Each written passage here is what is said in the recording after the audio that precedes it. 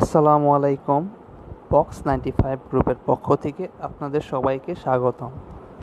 আমি আজকে আপনাদেরকে শেখাবো কিভাবে ফেসবুক পেজে রিপোর্ট করতে হয়। তো ফেসবুক পেজ রিপোর্টের ক্লাসগুলোকে আমরা মূলত দুটি ভাগে ভাগ করে নিয়েছি। প্রথম পার্টে আমি আপনাদেরকে শেখাবো কিভাবে 18+ ফেসবুক পেজে রিপোর্ট সাবমিট করতে হয়। তো আমাদের রিপোর্ট দেওয়ার আগে অবশ্যই ভিপিএন কানেক্ট করে নিয়ে সেখান থেকে আমরা ইন্দোনেশিয়ার কান্ট্রিটিকে সিলেক্ট করে দিয়ে সরাসরি চলে যাব ভিকটিম পেজে। এবং আপনারা দেখতে পাচ্ছেন যে আমি আমার ভিকটিম পেজে চলে এসেছি।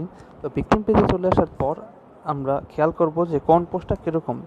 তো আমাদের অবশ্যই খেয়াল রাখতে হবে যেসব পোস্টগুলোতে আমরা খোলামেলা ছবি দেখতে পাবো সেসব পোস্টগুলোতে আমরা 3 ডট বাটনে ক্লিক করার পর আমরা রিপোর্ট অপশনে চলে গিয়ে সেখান থেকে নুডিটি সিলেক্ট করে দিব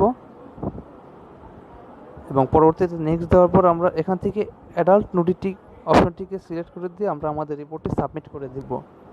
এভাবে আমরা মূলত আমাদের প্রথম রিপোর্টটি সাবমিট করব।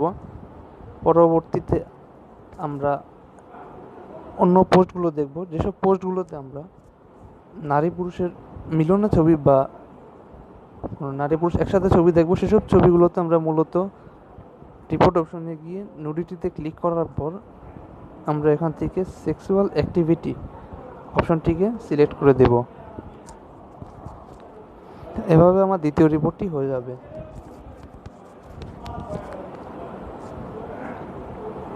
এবং পরবর্তীতে আমরা পেজটির মধ্যে যদি কোনো লেখা বা জাতীয় কিছু জিনিস পাই তাহলে অবশ্যই সেখানে আমরা হেড স্পিচ রিপোর্টটি সাবমিট করে দিব। তো এভাবে 5 থেকে 6টি রিপোর্ট সাবমিট করার পর আমরা সরাসরি মেইন পেজের এসে আমরা 3 ডট বাটনে ক্লিক করব এবং এখান থেকে আমরা ফাইন্ড সাপোর্ট আর রিপোর্ট পোস্টে ক্লিক করে রিপোর্ট পেজে ক্লিক করে আমরা যে রিপোর্টগুলো সাবমিট করেছিলাম সেগুলো আমরা এখানে দিয়ে দিব। তো আমি মূলত 2টি পোস্টের রিপোর্ট করেছিলাম, তো সেজন্য আমি নুডিটি আর সেক্সুয়াল কন্টেন্টে ক্লিক করার পর আমি প্রথমে অ্যাডাল্ট নুডিটি সিলেক্ট করে দিয়ে প্রথম রিপোর্টটি সাবমিট করব। পরবর্তীতে আবারও পেজটিতে ব্যাক করে আমরা 3 ডট বাটনে ক্লিক করে ফাইন্ড সাপোর্ট আর রিপোর্ট পেজে ক্লিক করার পর আমরা নুডিটি আর সেক্সুয়াল কন্টেন্ট থেকে আমরা সেক্সুয়াল অ্যাক্টিভিটি রিপোর্টটি সাবমিট করে দেব।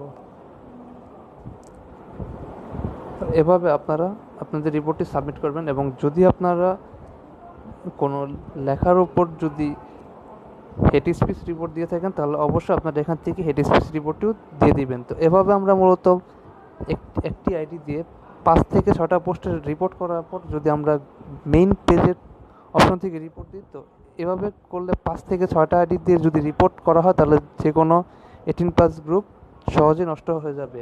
তো আশা করি আপনারা সবাই বুঝতে পেরেছেন। যদি বুঝতে অসুবিধা তাহলে অবশ্যই আমাদেরকে জানাবেন। তো আজ এখান থেকে বিদায় নিচ্ছি। পরবর্তী নেক্সট ক্লাসে আবার আপনাদের সাথে দেখা হবে। আসসালামু আলাইকুম।